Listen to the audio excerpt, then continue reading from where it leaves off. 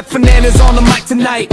High school football under those Friday lights. Corona, Riverside, Red in the frame. You Kuiper, Murrieta, they all bring the game. From first whistle to the final score, every big play keeps you coming back for more.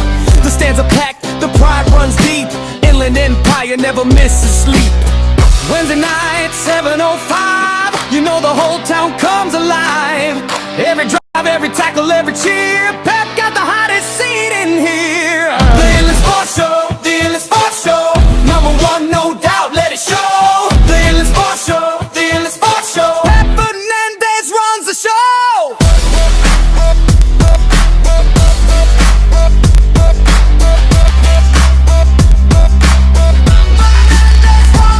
The one that hits hard, Riverside brings heat.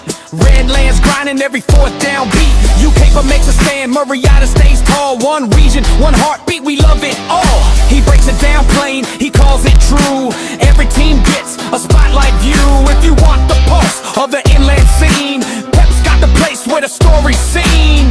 Wednesday night, 7:05, know the whole town comes alive.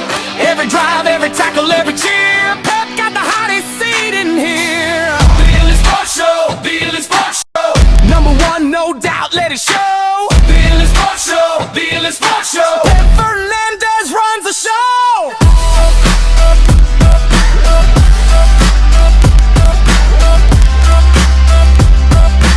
Pep Fernandez runs the show. From the valley to the hills, every rival, every thrill. Hear the name and you already know. Pep Fernandez steals the show. Steals the show. Steals the show. Steals the show. Show. Pep Fernandez runs the show. The Inland Sports Show. The Inland Sports Show. Number one, no doubt, let it show.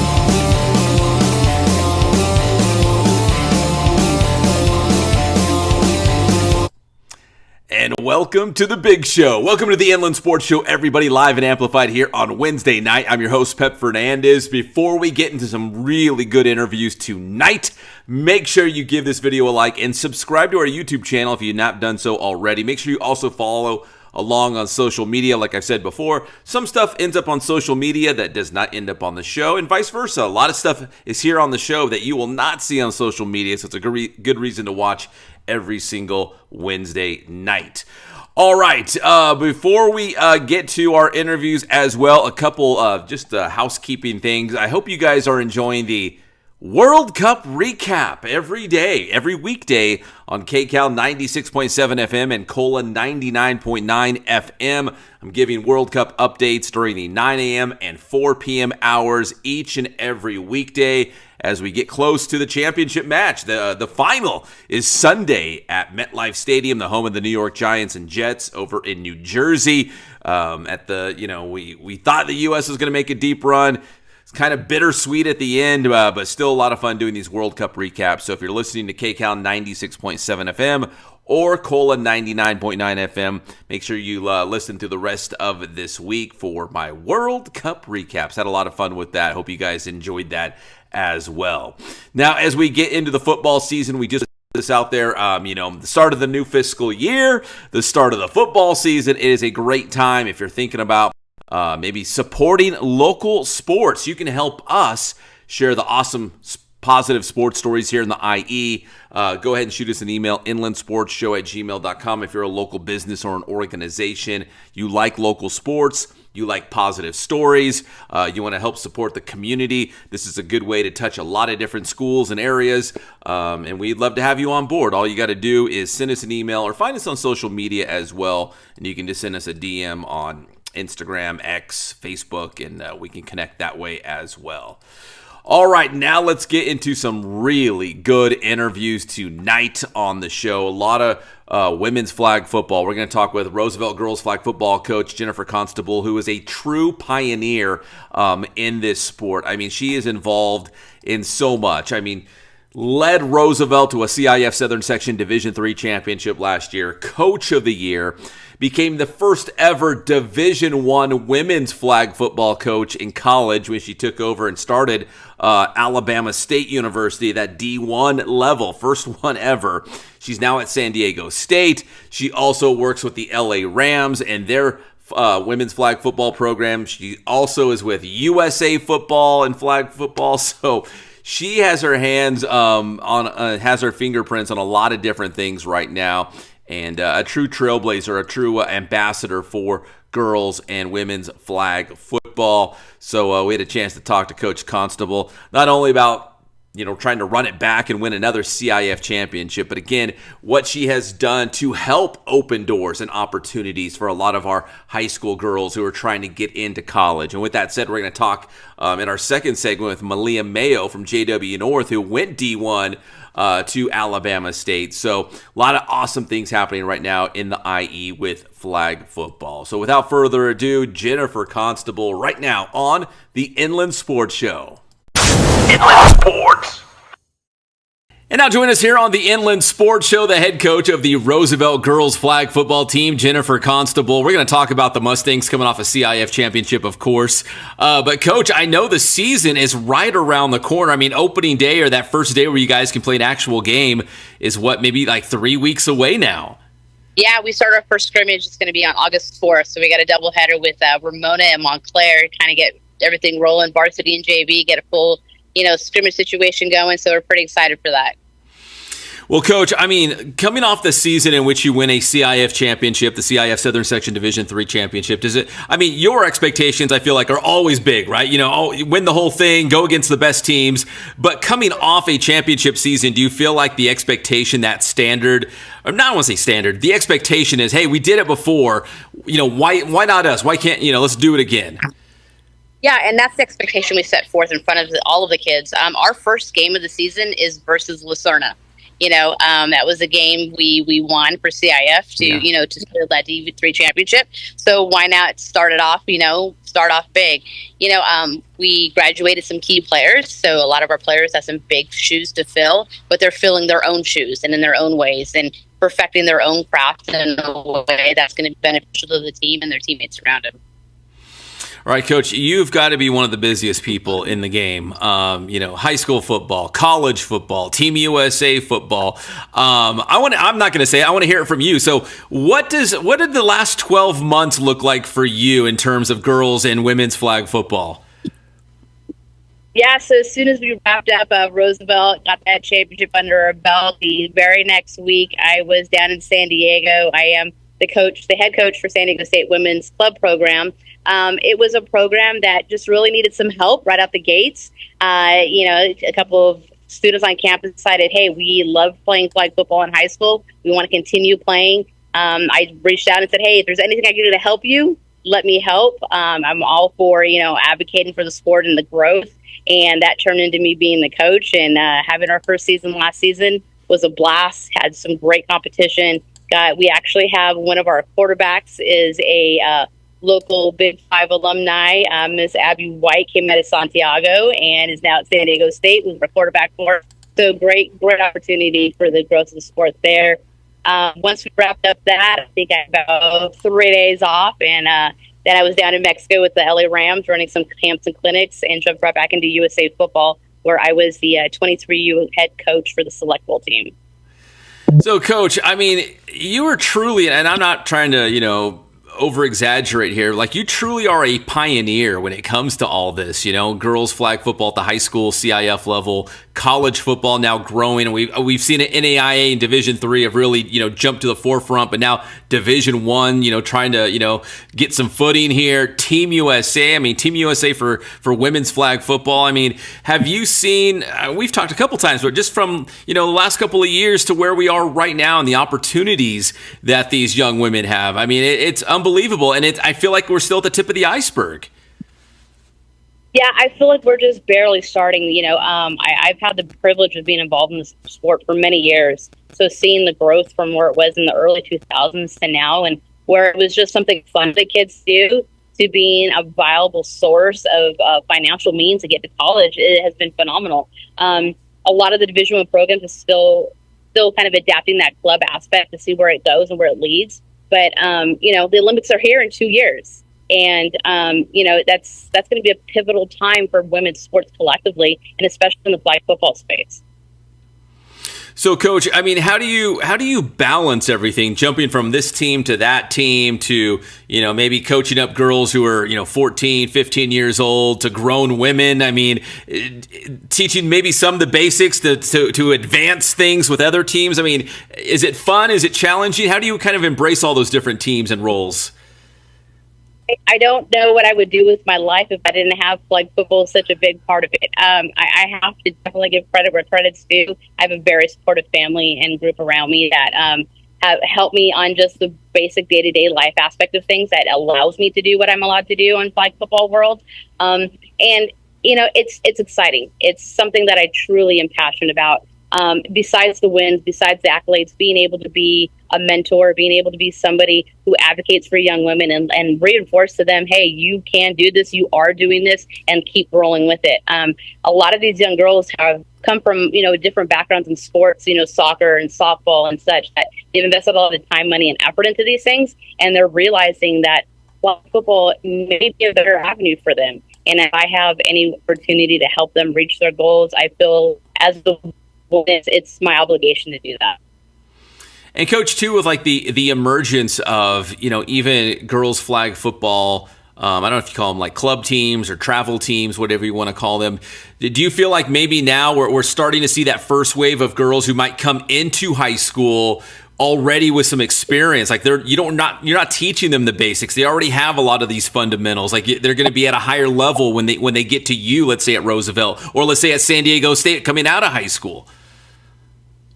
Yeah, that's absolutely true. 4 years ago, you didn't see very many club-level teams competing in the local and Empire era. There was maybe two other solid teams that were out there. We're probably counting about 15 to 18 teams now just in the IE that are truly becoming very competitive. My freshmen who came in, we've always had the numbers every year for tryouts. I think we were at around 136 kids for tryouts this year. And then we narrowed down our rosters to 35 varsity and 35 JV. Our JV comprises of a lot of freshman kids, and these freshman kids have had the experience that playing at that club level or a really competitive recreational level, that when they came in, they're so far superior than what the first year kids play, when they have the opportunity to play high school ball, that the talent is just superseding itself year after year. Mm-hmm. All right, Coach, let me go back to your Roosevelt team. Do you have a lot of players coming back? Is there a lot of new players stepping into larger roles? Yeah, so we have a lot of new players. I wouldn't necessarily say new players. A lot of kids who've bumped up from our JV level or from our second, third string and have really competed and fought out for a very strong first string position. Again, we're the kind of program where week after week, you're fighting for your starting spot. No one's starting spot is guaranteed till season time starts. And even then, anything can happen, right? You know, we've come down with plenty of injuries or plenty of situational aspects where the next person needs to step up. And if they step up and they step into the right aspect of the game, they're not coming off, and the next person got to fight to get that spot back. So we're very a dog-eat-dog type of team. We want to make sure that the best kids are on the field at all times. But at the same time, they're holding each other accountable to the same standard.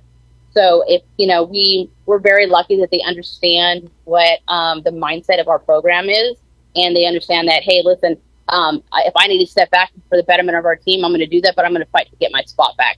So that mentality for the last 4 years has really allowed us to establish that strong mindset going on the field. So our seconds and thirds have always been just as competitive as our first stringers. So, I mean, obviously practice is important, but it's really important for you guys, right? I mean, because that's where you're going to, you know, cut your teeth and iron sharpens iron and all those sports cliches, right? If you're going to be out there, one of those players on the field.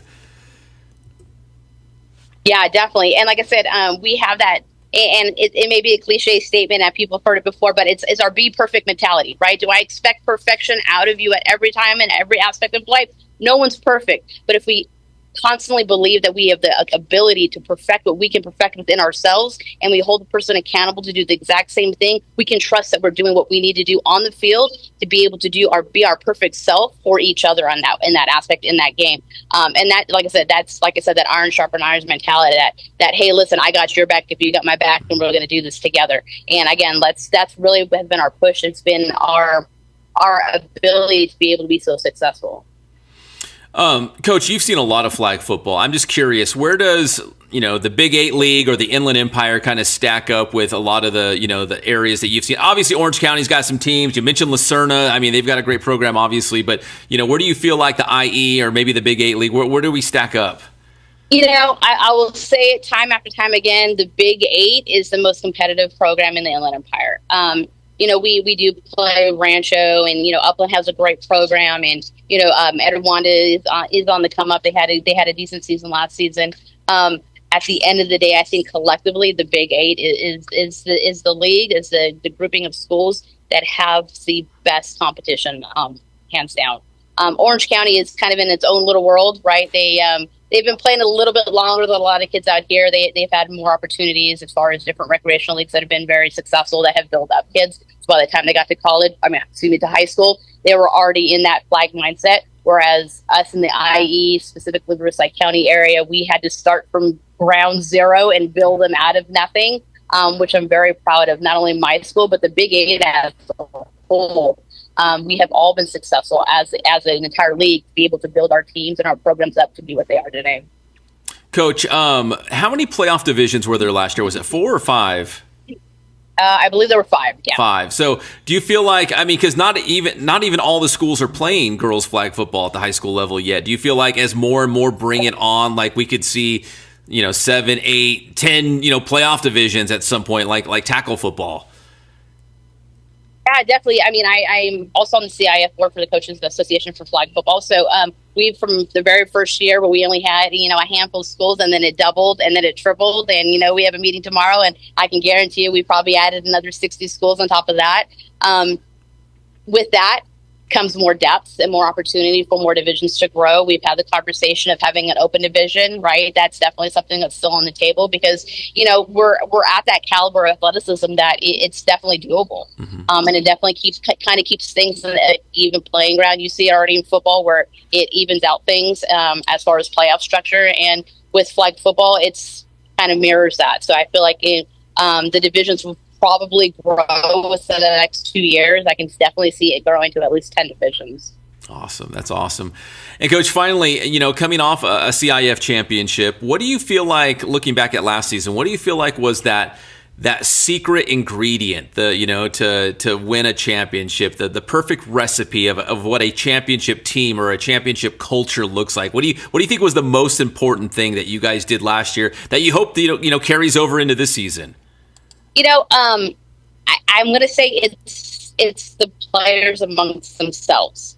I can plant the seed. I can install different things and scenarios. Our coaching staff can drill certain expectations out of them. It's not until the girls believe in themselves collectively. It's not until they trust themselves and they understand what their job is and how to execute it perfectly.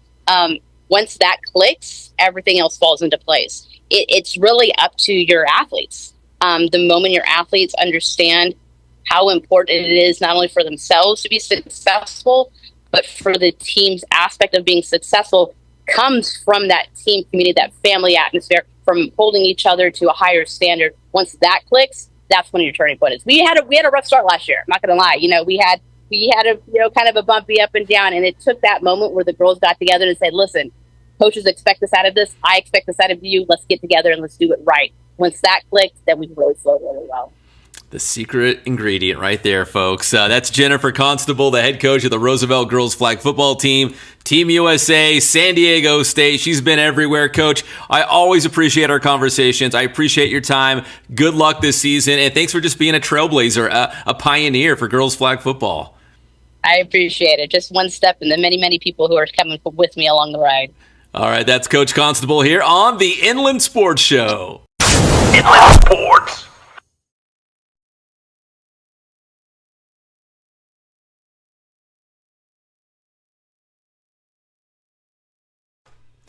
All right, that was Coach Constable from Roosevelt High School, again coming off a CIF Southern Section Division III championship, Coach of the Year for CIF, all that good stuff, and a true trailblazer, a pioneer in this sport. Speaking of, when we come back here on the Inland Sports Show, JW North's Malaiah Mayo. Now, I've been asking around, and it sounds like she is the first girl, at least from the city of Riverside, I think Riverside County and probably the whole Inland Empire, to get a Division I women's flag football scholarship. She will be heading to Alabama State. In fact, I think you'll hear in the interview, I think she leaves August 2nd. So it's coming up very, very quickly when she'll be leaving for school. But again, more opportunities right now in women's flag football. A lot of Division IIIs and NAIA schools are doing women's flag football as a true varsity sport. But a lot of Division I teams are still like kind of club, like Coach Constable said. She's coaching at San Diego State, still a club program, hoping to get to a full-fledged varsity, Division I team. But more and more schools are adding it. Even at the high school level, they're still adding it. Not everyone's doing flag football, but they are still growing in numbers and very, very quickly too. The sport is booming right now. All right, so when we come back, we will hear from Malaiah Mayo from JW North, taking her talent to Alabama State. The Inland Sports Show is brought to you by Ken Sporting Goods in Norco, #1 in the Inland Empire for team uniforms, sports equipment, and Letterman's jackets. Paulson Orthodontics in Redlands with Dr. Marcus Paulson. Personalized treatment you deserve from an orthodontist that you can trust. And Chick-fil-A in Yucaipa, right off the 10 freeway at Yucaipa Boulevard. Eat more chicken.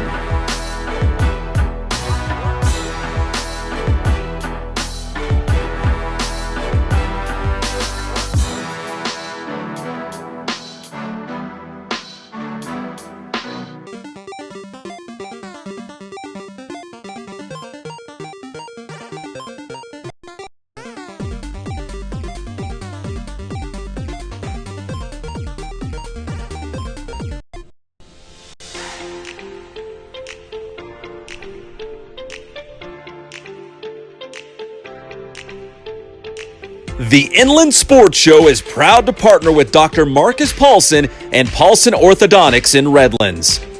Dr. Paulson and his team work with children, teens, and adults using orthodontic products like traditional braces and Invisalign to make a difference in the appearance, comfort, and function of each patient's teeth. Paulson Orthodontics welcomes new patients, so schedule a visit today.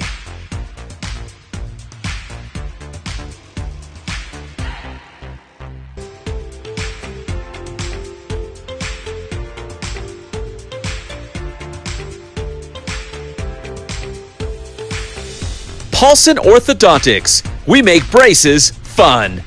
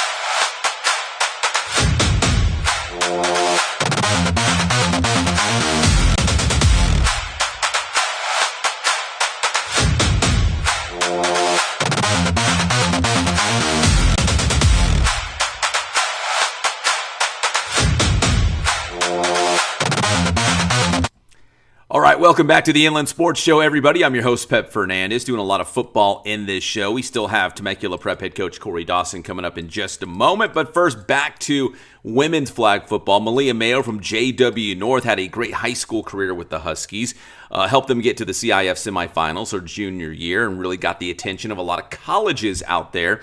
And as I mentioned in the first segment when we talked to Coach Constable, a lot of NAIA schools and Division III schools are now doing women's flag football, but there's only a handful of Division I women's flag football teams, most of them on the East Coast. I think there's about 15 or so, but a lot of schools are in the process of adding women's flag football at the D1 level. Well, Malaiah Mayo, according to my information, at least asking around, I think she's the first Division I player from Riverside and probably from the IE to go Division I for women's flag football. So we had a chance to talk to Malaiah about women's flag football, the doors that have been opened through this sport, the opportunities that she has, and a chance to go on scholarship and play Division I at Alabama State, where Coach Constable was. She was the first D1 women's flag football coach at the college level. Now she's at San Diego State, but she was the first D1 at Alabama State and recruited Malaiah Mayo. So now Malaiah is going to Alabama State. She's very excited about it, and she will be continuing her flag football career. Here's Malaiah Mayo from JW North on the Inland Sports Show. Inland Sports. And now join us here on the Inland Sports Show as we ramp up to another flag football season here locally. Now, she's not going to be on the field this upcoming season because Malaiah Mayo from JW North is taking her talents to the college level. Malaiah, first off, congratulations on getting a women's flag football scholarship. At what point in your high school career did you think that was even a possibility, that there was scholarships for girls to play at the next level in college? That's a great question. So our athletic director at John W. North, Coach Brown, he was actually giving out flyers and emailing us about a camp that was in Los Angeles that had been free to high school students. So when me and some of the other girls on my team ended up going to the camp, we learned so much more than we even thought about the sport. And the fact that we had so many good coaches that were available, we just didn't know, and we didn't have the resources to find out. So when we went to the camp, I ended up winning MVP, and I felt so amazing, and I worked with so many new girls that learned and grew in so many different ways that I'm still connected with to this day. And that's just when I got reached out by Coach Freeman, who was the head coach at Cody University, or Cody College, which is an all-girls or all-women school. And she just was talking to me about potentially having a future there, and I was super excited. So, Malaiah, how did you first pick up the sport? Was it not till you got to North and you're like, what's this flag football thing? I'm going to go try it out. Like, how did you first get introduced to it? No, yeah, definitely. It was a little bit of a talk of the town around my freshman year. And then come my sophomore year, it actually got involved, and we actually had a full team that was starting up. We had an amazing coach, Coach Harris, who is now the head coach of the boys team there. Yeah. And so he actually came out of retirement to come help us out, which I appreciated so much because he has a family and he didn't have to do that. And it took us a long season. We'd wake up early morning practices and then stay late for games. But it was a really big commitment that me and my whole team were really, really excited about. And I think that all of that energy and excitement just drove us to do so well. Now, I think, at least a lot of schools, and I think this is the case at JW North, I know there were softball girls that, did flag football. I don't know if they grabbed from other sports as well, but what other sports did you play growing up? I think you were a softball player, but what other things did you do that, that maybe you're like, hey, I think that my best sport is going to be flag football. That's my best opportunity, maybe get a scholarship somewhere. No, yeah, I did sport hop a little bit. I went from, I think, softball to we ended up playing basketball to water polo to gymnastics to cheerleading, and I went back to softball eventually. But coming my sophomore year of high school, I made the small transition to go from softball to girls flag football, and then around my senior year, I made that full commitment, which was pretty scary because I didn't know if I was going to be able to get a scholarship, and I knew that I definitely wanted to go to college for sports. So yeah, it was a risk that I was willing to take, and I'm definitely happy that I did. So do you think, your junior season, you guys went to the CIF semifinal. So do you feel like your junior season kind of put you on the map maybe with some of these schools that offered women's flag football at the college level? Like, whoa, she's a really good player on a really good team. We got to take her seriously, maybe offer her a scholarship. Do you feel like your junior year was important in terms of getting that scholarship? No, it definitely was. I was able to actually have a lot of the footage from my junior year, so I was really excited to show them all of the things how far I progressed from the beginning and all of the new skills that me and my team acquired. I was able to not only show them but like my technical skills, but also my learning ability and my teaching ability. Okay, you just brought up a great point, because I feel like you're a stud already, but you feel like it's still the tip of the iceberg in terms of I'm still learning. I still want to be coachable. I still want to get better. I feel like, I've only been in this sport a couple of years. Like there's so much more room to grow. Like, do you feel that way?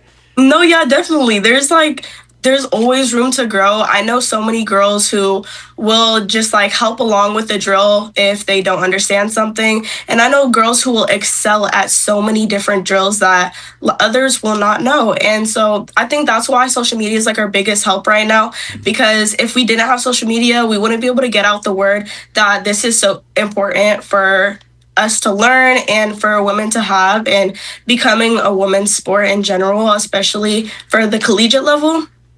So I was really happy.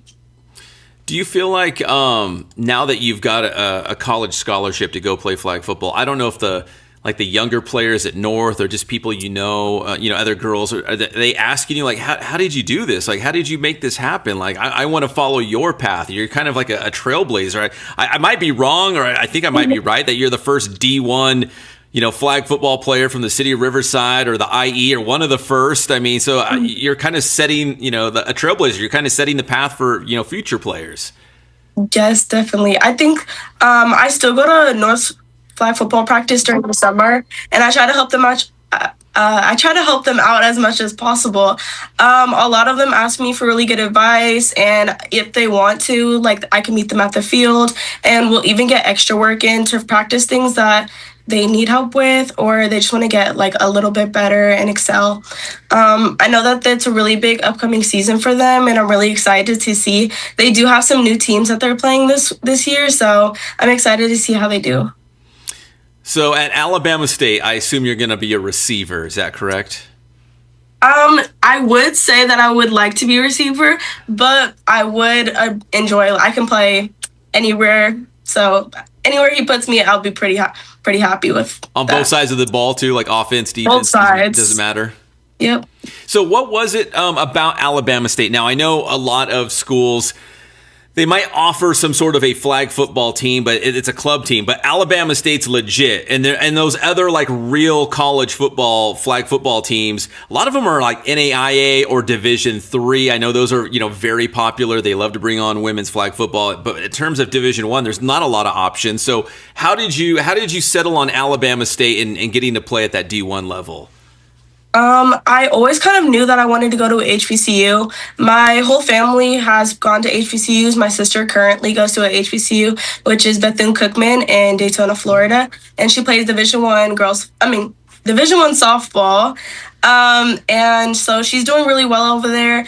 And I know that Alabama State was the only school that had really offered that also has a STEM field, because my major is computer science, and that was really important to me that I put my future first. And not only I'm just going to the school to play the sport, but also that it sets me up good in the future. And so a lot of the smaller schools that had offered me just didn't have that, and I was sad, but I had to do what I could. Yeah, but that's a perfect blend, right? You're going to a great program and it has what you want to major in. So, I mean, Exactly. that's the perfect combination, it sounds like, right there. What was the recruiting process like? Did you get to visit the school? Did the coaches say, "Hey, we really like you. We want you to come in, play right away"? Like, what was that like? So I was trying to contact Coach Tyrone Poe. He's my head coach for a while. I did know that he had gotten the job a little bit. He hasn't been there a full year, so he's got the job a little bit suddenly because Coach Constable had left. And so trying to contact him was kind of an issue at first, but then as soon as I got his email and I contacted one of the girls on the team, I was able to reach out to him. We had a good conversation over the phone, and then he said he wanted to meet with my parents as well. So me and my mom hopped on a Zoom call within that week with him. He talked over his program and the way that he likes to run his program and everything that he's about, like his morals, his beliefs, and things like that. And then around February, I was supposed to go to a camp and a campus visit, and the camp ended up actually getting canceled because of a storm delay. I know it's in the South, so it's a little it gets a little rough out there. But so then since it got postponed, I ended up still going to go see that visit. So I went out there for a couple of days. It was super nice. I loved the campus. Everybody was super friendly when I was talking to them. I liked the fact that everything was kind of within its gates, and I didn't have to do too much outside of that. I could really focus on my school and football and not really worried about outside of the school. And after that, I had a lot of thinking to do with my mom and my sister and like the people who are really most important to me. And after I did a lot of thinking, I was able to actually commit. And the official visit was when he had given me the offer. Mm-hmm. So when do you head out to Alabama State? I head out August 2nd, unfortunately. Oh, that's soon. It's really soon. I start school August 10th. I already have all my classes. I have my dorm. Super excited. Yeah, because if people are watching the show and if you're just a casual, say flag football fan, like right now, I think things will change in the future. But right now for CIF, like here in California, it's a fall sport, but at the college level, it's a spring sport, right? So yes. you kind of have all year to kind of build up for your first college season, right? Yes, exactly. I know my coach was talking about like the first week we're already gonna have we'll have a summer workout program, but like first week back we have our weights and making sure we're getting everything in shape for our season. Well, Malaiah, congratulations on playing women's flag football at the college level. It's such a big deal. We appreciate you jumping on the show and talking a little about, your experience, the recruiting experience. I know there's a lot of, younger girls at the high school level probably looking up to you, like, how do I do it? I want to be like her, and get that scholarship. So congratulations and best of luck at Alabama State. Thank you so much. You got it. That's Malaiah Mayo from JW North here on the Inland Sports Show. Inland Sports. Awesome. Congratulations, Malaiah. Best of luck at Alabama State. All right, we're going to take another quick break here on the Inland Sports Show. When we come back, we are not done yet. More football. We're going to check in with Temecula Prep head coach Corey Dawson, talk about the big Battle in the Valley tournament coming up this Saturday. That's coming up next here on the Inland Sports Show right after this.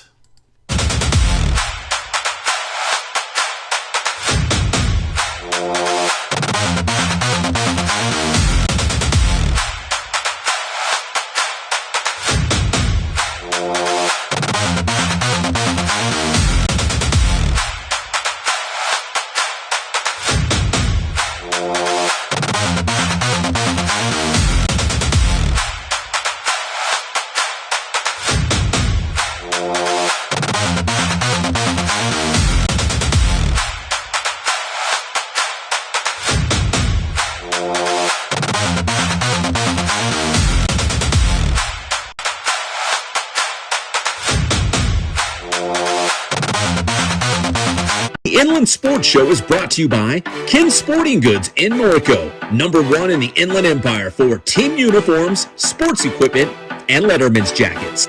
Paulson Orthodontics in Redlands with Dr. Marcus Paulson. Personalized treatment you deserve from an orthodontist that you can trust. And Chick-fil-A in Yucaipa, right off the 10 freeway at Yucaipa Boulevard. Eat more chicken.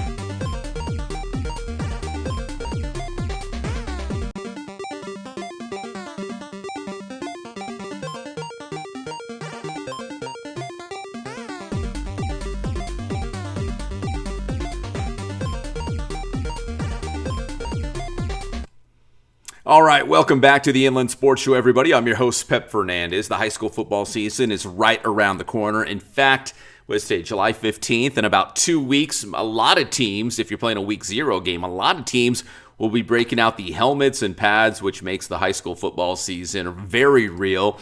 And as we build up towards the high school football season and our coverage here on the Inland Sports Show, don't forget, we are looking for sponsors or local businesses or organizations that want to brand themselves or promote themselves here on the show. And in the process, you can help us share the positive sports stories here in our IE sports community.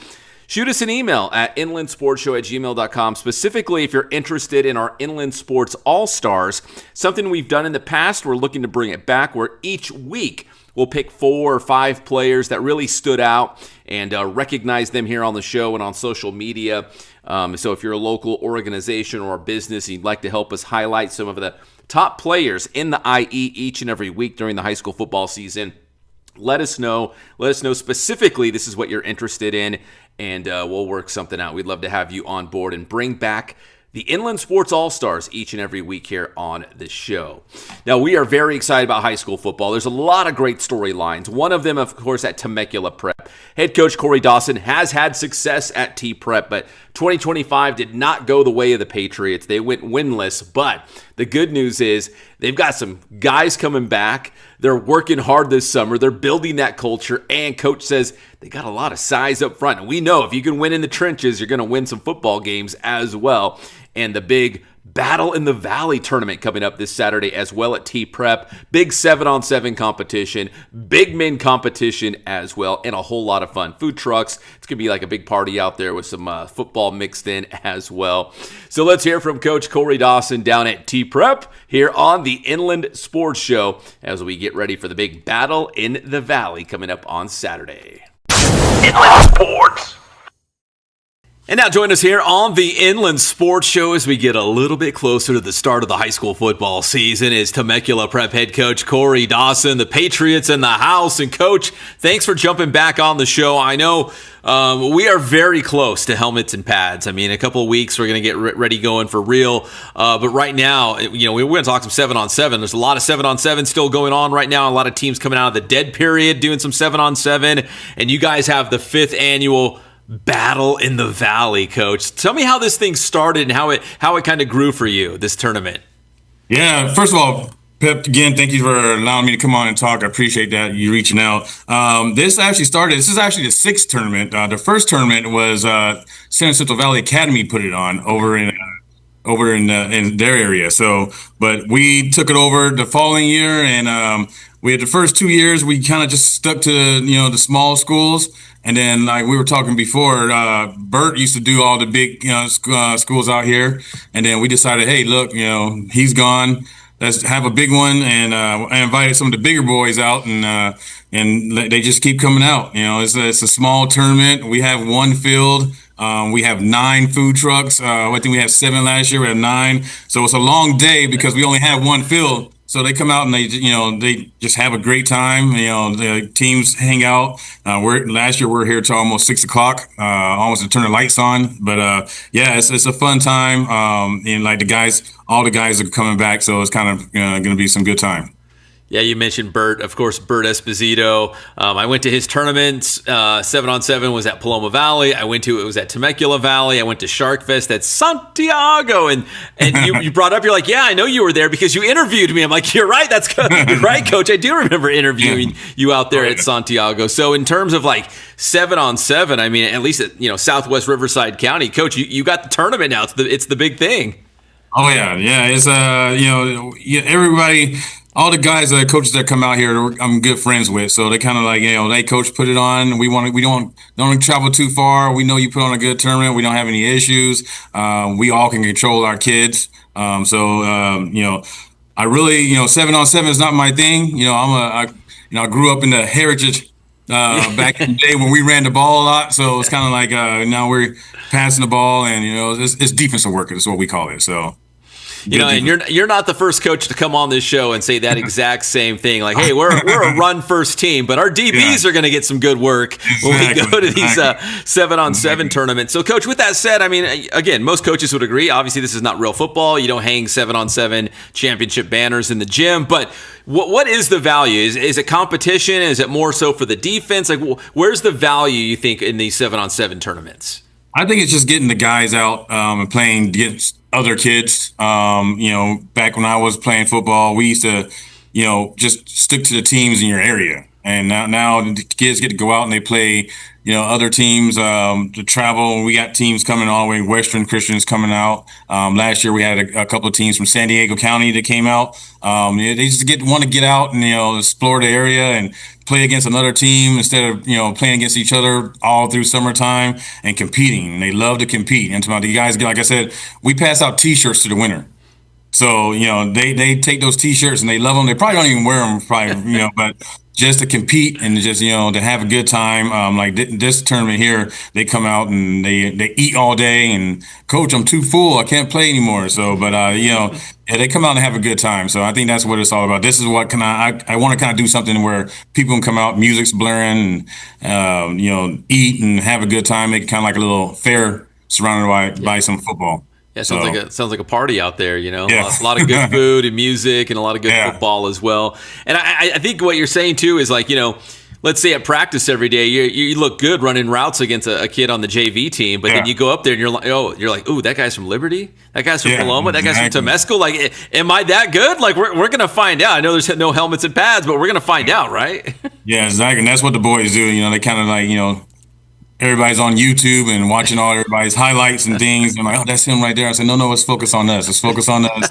Let's get your little YouTube video if you want to, and run around on him and see what happens. So, but yeah, it's good to see our boys compete against these big guys. So, it kind of puts us where, of course, we talked earlier, we didn't have such a great year last year, but we're bigger, faster, and stronger this year, and a little older. So we're looking forward to having a better year and whatnot, be able to start it off this year. Liberty coming to town. Paloma Valley stepping in. We got Western Christian coming by and Hemet. John's bringing his group over. Temescal Canyon had a great year, I believe, last year. So we're looking forward to getting going, and our boys are looking forward to competing against those guys. We're competing against Mr. Burns over in Linville for that's what we usually do during the summertime. We just had our beach day, so now they get to see some other colors out there and have a good time. So. Yeah, Linfield's always good. Talkwitz is going to be at your tournament. Yeah, they played in a CIF championship game last year, so they're good. So yeah, exactly. I talked to Coach Pace earlier today. He's looking forward to coming out. He's like, I need that schedule, Coach. So they're like I said, they're ready to compete and have a good time. And I keep saying it's just 7-on-7, but we're all got the competing blood inside of us. So as soon as it gets going, everyone's trying to compete. And I'm usually trying to be the general manager, but at the same time, I got to be the head coach too. So making sure the snack bar is full and parking's okay and all those stuff, right? That goes on. Yeah. I got a great parent support team. So they I usually, hey, you guys go do what you guys got to do. And they usually handle that. And as soon as our game starts, I usually try to get off the golf cart and, coach a little bit. So, but I'm looking forward to another great weekend. Well, Coach, but I'd be remiss if I didn't mention this is also a big man camp too. I mean, the offensive linemen, they're going to be going at defensive linemen as well. So it's not just 7-on-7. And you said you're excited about your size up front going into next year, right? Yeah, our boys they got a little bigger this year. They got a lot stronger this year.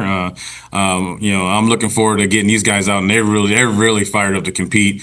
Burns is going to be mad at me, but they did a tug of war this weekend. They beat Linfield. It's our first time ever beating Linfield in the tug of war. So they're still, they're outside right now getting ready for movie night, and they're still fired up. They walk around with their chests staying out. So we're looking forward to them competing this weekend. They're looking forward to it. I said a little wager with them. I told them pieces on me if you guys at least come in third, place or something higher. And they say, Coach, you do in and out, we'll come in first. So we'll see what happens. Sounds like you got some beef, some doubles up front on that O-line for this upcoming season, Coach. I mean, so if your O-line, if you feel like that maybe is your strong area on the team for this next year or one of the strengths, I mean, could you take a page out of the old Heritage book and be like, hey, dude, we're gonna run the ball like 90% of the time. We're gonna just run it, or do you feel like, hey, with a great offensive line, your quarterback's going to have time, to make plays back there? Well, I wouldn't throw too many secrets out there, Pep. But yeah, fair enough. We're looking forward to, even in our camp we just had, I kind of showed some videos of the Sherrod Whites and the Big Waltz, those guys when we were there playing against Citrus Hill and stuff like that. So those are some big offensive linemen there we had, and we got a couple that can probably fill Big Walt's shoes. So, but we'll see what happens. The boys have been working hard to protecting the quarterback so far, and our running backs look pretty darn good. So we're gonna make it happen. So do you just tell your big guys, hey, when you go home, eat whatever you want. It doesn't matter. Just as long as you're in the weight room, part of the day when you go home, just eat. Exactly, and we have not had a lineman miss any weight training. So, like I said, they've gotten a whole lot stronger. They took last year very hard. So they're ready to go. I think that's our strong point right now. Mm-hmm. We got a couple of 6'3s. We've got a couple of twins that are pretty stout, and we just got a transfer in who's about 6'5", 6'6" on the front, and our center is looking about 6'2", 300 pounds. So we're looking forward to rocking and rolling this year. So. Yeah, gosh, you're going to line up, I don't know, against Chaparral soon or something like that. No, we won't. Raymer can stay on the other side of the freeway. We're good to go. Well, Coach, finally, we were talking about last season. Obviously, it didn't go your way, but what do you feel like is the most important thing for you guys as a team from last year to this year to kind of just get trending in that right direction again? It's just the attitude we have now. The boys are holding each other accountable. We kind of changed the culture around here. We had a first 4 years were pretty successful. We just got real young on us real quick. And it happens. We had some good games last year where we stayed in the pocket, but this year I think we changed the attitude. The standards different around here. The boys know they don't miss practices. I don't know if you've seen my Instagram posts. We had one of the guys overslept, and they said let's go get him. So I got in the golf cart, or I actually got in my truck at that point, and then I just followed him down the street, and they ran to his house, pulled him out of bed, and said, "You got practice, let's go." So it was. I'll post that video pretty soon, but it was actually pretty awesome to see that they want to hold everybody accountable to getting better, stronger, faster, and hopefully getting us another Mezzanine League title. That's amazing. Well, everybody go check out Battle in the Valley this Saturday at T Prep. Lots of good football, lots of good food as well. You'll have a good time. Coach, thank you so much for jumping on the Inland Sports Show. We really appreciate it. Have fun on Saturday, and good luck this upcoming season. Thanks, Pep. Again, appreciate for what you do for us locals guys out here. Hope to see you on the field. Yes, sir. Corey Dawson from T Prep here on the Inland Sports Show. Inland Sports. All right, Coach Dawson from T Prep, the Patriots down there, big Battle in the Valley coming up on Saturday, which will kind of lead us right into the high school football season. Again, helmets and pads coming up very, very soon. So Battle in the Valley this Saturday, Temecula Prep, and also our guy Jaden Daniels will be back in San Bernardino for his second annual Community Day. This will take place at Cal State San Bernardino. Jaden, again, like a lot of our local guys, I know we talk about Alexander Madison a ton on this show. We love Alex. We love Kenny Clark. A lot of these local guys always coming back, giving back, man. They don't forget about where they came from. So we're excited to see Jaden. And again, the NFL season, training camps start, I think, July 21st, 22nd, 23rd, right in that ballpark is when most teams will be opening up training camp, because I think the Hall of Fame game is August 6th or something like that. So anyways, NFL season is upon us. So Jaden coming back to San Bernardino, second annual Community Day at Cal State San Bernardino. First come, first serve, as you can see on the flyer. All right, that's going to do it for this edition of the Inland Sports Show. If you've made it this far, make sure you click the like button and subscribe to the channel if you haven't done so already. Also follow along on social media. We're pretty much everywhere: Instagram, X, and Facebook. And if you are a local organization or a local business and you like sports and you like positive sports stories here in our community, you can help us share these sports stories and brand your business and promote it right here on the show. Just send us an email at inlandsportshow@gmail.com. That'll do it for tonight's show. I'm Pep Fernandez. God bless you guys. Stay safe out there. We'll see you next time on your favorite show, the Inland Sports Show. Good night, everybody.